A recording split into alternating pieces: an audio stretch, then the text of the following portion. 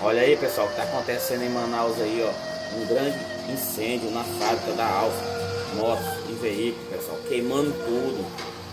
Os bombeiros, coitado, se ferrando aí, ó. Pra estar trabalhando só com as unhas aí, nem ferramenta tem, nem veículo.